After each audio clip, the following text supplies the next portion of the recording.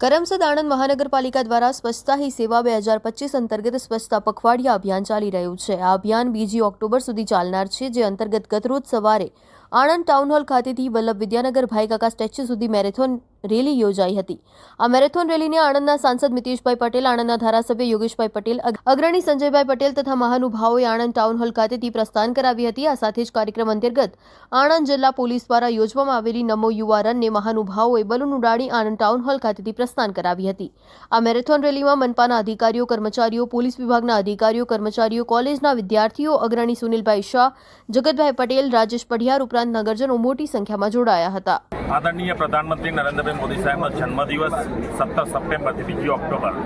જ્યારે સેવા પખવાડિયા તરીકે ઉજવાતો હોય અને પૂરા ભારત દેશમાં દરેક નાગરિક જન્મદિવસ નિમિત્તે કંઈક ને કંઈક કાર્યક્રમ કરતા આવે છે, ત્યારે નમો યુવા રન આણંદ જિલ્લા ભારતીય જનતા પાર્ટી યુવા દ્વારા ઉજવવામાં આવી રહ્યો છે। ત્યારે આ કાર્યક્રમમાં આદરણીય સંજયભાઈ, આપણા જિલ્લા અધ્યક્ષ આદરણીય યોગેશભાઈ, પ્રતિકભાઈ અને પૂરા યુવાઓ જોડાયા છે।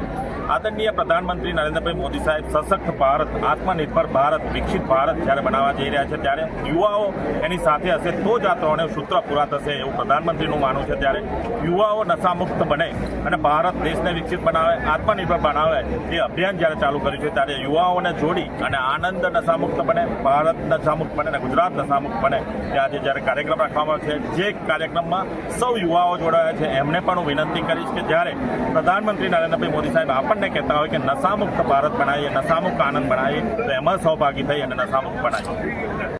પ્રધાનમંત્રી શ્રી નરેન્દ્રભાઈ મોદી સાહેબના જન્મદિવસ 17મી સપ્ટેમ્બરથી 2 ઓક્ટોબર સુધી સેવા પખવાડિયાના નામે અનેક કાર્યક્રમોનું આયોજન સમગ્ર દેશની અંદર જ્યારે થઈ રહ્યું છે, ત્યારે આજે આણંદ જિલ્લા ભારતીય જનતા પાર્ટી યુવા મોરચા દ્વારા નમો યુવા રનનું આયોજન કરવામાં આવ્યું છે। આણંદ નશામુક્ત બને,